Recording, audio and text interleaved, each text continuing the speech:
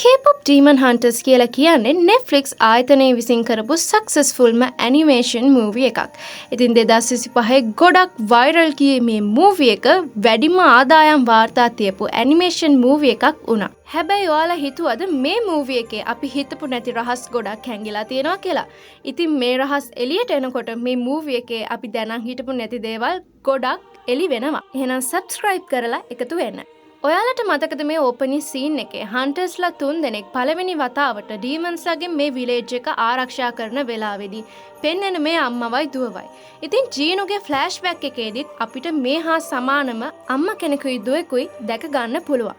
එක හන්ටර් කෙනෙක් මේ ළමයාගේ අතින් අල්ලනවා. ඔයාලා ඒ සීන් එක දකින්න නැති කියලා මම හිතනවා. ඒ කියන්නේ ඒ ළමයාට මේ හන්ටර් කෙනෙක්ගේ බලයෙන් ටිකක් ලැබෙනවා කියන එක. ඉතින් මං ඔයාලට කිව්වොත් මේ පුංචි ළමයා තාමත් මේ ලෝකේ ජීවත් වෙනවා කියලා ඔයාලා විශ්වාස කරනවද? ඉතින් ඔයාලා හොඳට දැක්කා මේ හන්ටර් එයාගේ බලෙන් ටිකක් මේ ළමයාට ලබා දෙනවා.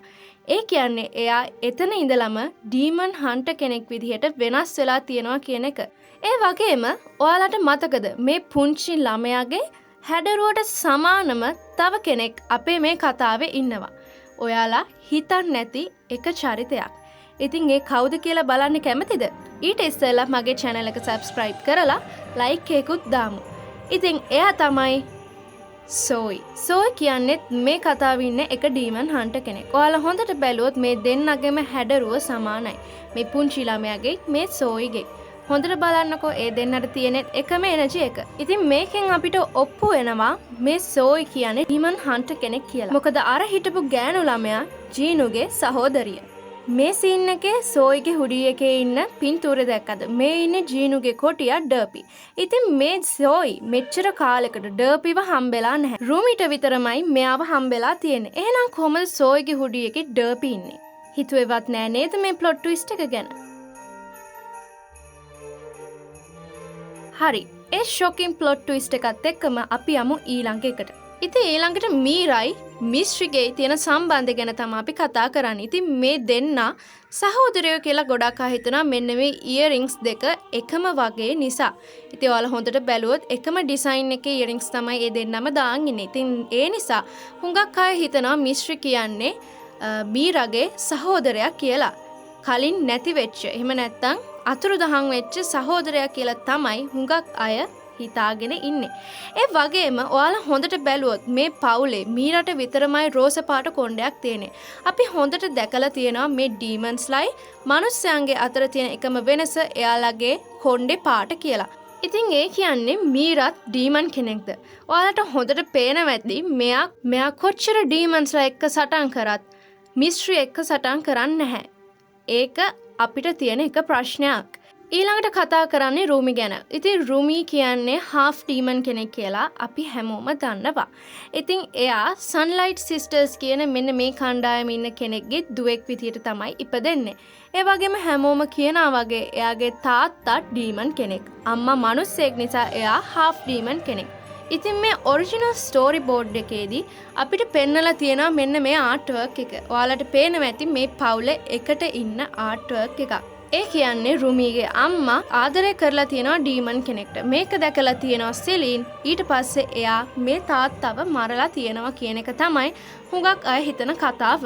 ඉතින් මේ ස්ටෝරි බෝඩ් එකේ උනත් එන්නේ ඒ කතාව තමයි අපිට පෙන්නලා තියෙන්නේ. මේ කතාව ටිකක් දිග වැඩි. ඒ කියන්නේ මේ පුංචි ෆිල්ම් එකකට මිනිත්තු 90ක ෆිල්ම් එකකට මෙච්චර ලොකු දෙයක් වැඩි නිසා මේ කොටස සම්පූර්ණයෙන්ම මේ කතාවෙන් ඉවත් කරලා තියෙනවා. ඉතින් අපිට මේකෙන් පේන්නේ සිලින් කියන්නේ මෙතන ඉන්න දුෂ්ටයා කියලා. ඒ වගේම මේ ස්ටෝරි බෝඩ් කතාවල ඔයාලට පෙන්වන මේ ආර්ට් වර්ක් එකේ ළමයි දෙන්නෙක් ඉන්නවා. ඒ කියන්නේ එකම වෙලාවෙ ඉපදුණු ළමයි දෙන්නෙක්. ගෑනු ළමයි දෙන්නෙක්.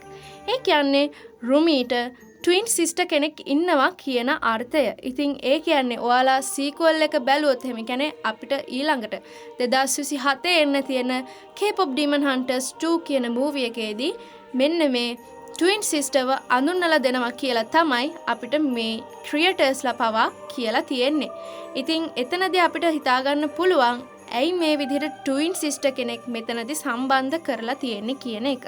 ඊළඟට මේ හීලා හාන් මෙයා ගුයි මගේ ඒජන්ට් කෙනෙක් කියලා තමයි හුඟක් අය කියන්නේ. මොකද මෙයාගේ තියෙන අමුතු හැසිරීම. මෙයා දොස්තර කෙනෙක් නා.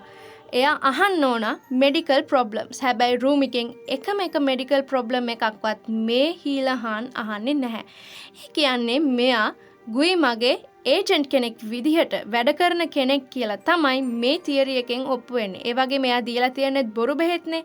ඊළඟට මෙතනදී ඔයාලට පේනවා ඇති K-pop bands. ඒ කියන්නේ මේ සාජා බොයිස්ලා කියලා තමයි අපිට හිතා ගන්න පුළුවන් වෙන්නේ. මේ ඉන්නේ එයාලා නම් ඒ කියන්නේ මෙයා ගුයිමගේ ඒජන්ට් කෙනෙක්. මේගොල්ලන්ව වෙනස් කරලා තියෙන්නේ මෙයා කියන එකට සාක්ෂියක් තමයි මෙතනදී අපිට දැක ගන්න පුළුවන් වෙන්නේ.